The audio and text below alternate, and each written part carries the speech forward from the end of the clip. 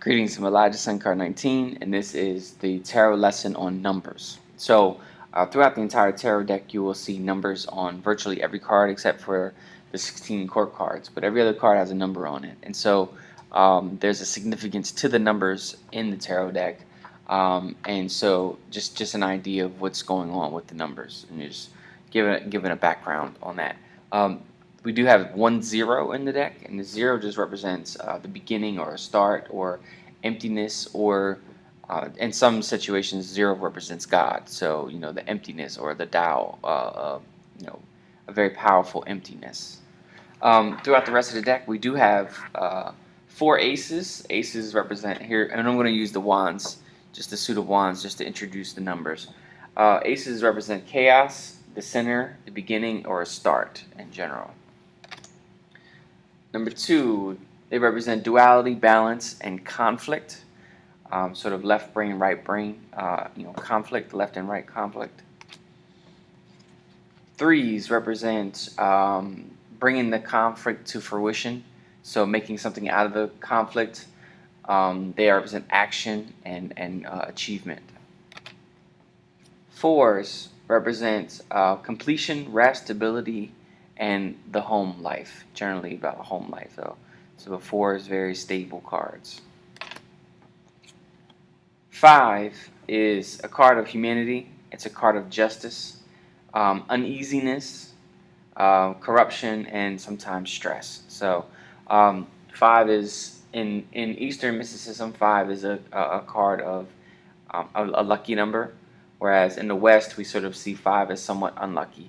Where the 4 is very stable and structured, just think the 4 is the 4 legs of a table or the 4 wheels of a car, very structured, where 5 becomes sort of out of balance. And so it represents the card of humanity. We have 1 head, 2 arms, and 2 legs, 5 fingers, 5 toes.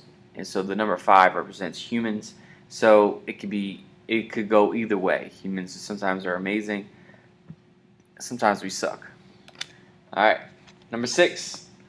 Here we have reconciliation, love, service, and compassion. So generally 6s throughout the deck are very happy and good cards for the most part. But they just sort of represent just a chance to get back to reconciliation and service, and just overall really good cards to the 6s in the deck. 7s represent limitations, wisdom and breaks, and just sort of the internal search is the way I view the 7s. The 7s are sort of like the time to pause in action, take a break, but they do represent limitations. But they also, in some sense, represent points of completion. So sometimes 7 represents completion, but it also represents just time to reevaluate, time to take a break, time to settle some things. The 8s, so now we've worked our way through the 7, now we have the 8. The 8 is about expansion, renewal, and excitement. So we took a break at the 7, had a chance to see our limitations, and the 8 is about breaking through limitations, expansion, often about travel and just sort of going above and beyond. The 9s in the deck, they represent integration, totality, and power. This is sort of the highest card of the suits in a sense. In some places you will see the 9 is like the expansion, completed expansion of a suit. In almost all traditions between East-West numerology, 9 is one of the, if not the most powerful number. It is the most powerful single-digit number. So 9s carry the fully expanded, fully realized expression of a suit.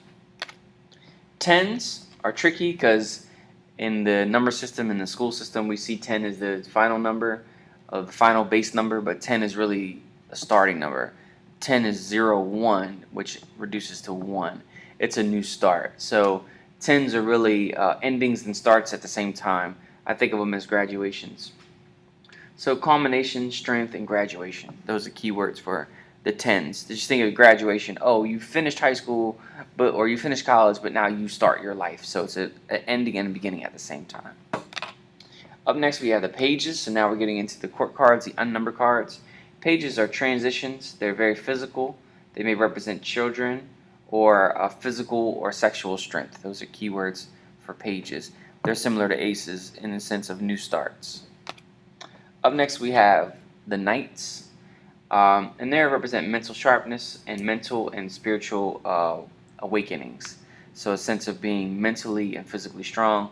The knights sort of view the physical world from an elevated standpoint, being on the horses. The queens are another culminating card. The queens, we have a sense of health and long life, powerful emotions and sensitivity. They are sort of the feminine aspect, the ultimate feminine aspect of a suit. So whatever the suit is, taking to the feminine side. And we have kings, which are another culminating card. I sort of think of kings and queens as equal cards, but it's sort of the feminine aspect versus the masculine aspect of any particular suit. So kings represent rulership, leadership, the will, and they really set a tone of a reading. So if you have a king present in a reading, they really sort of represent how things are going. They really are leaders in a reading. Okay.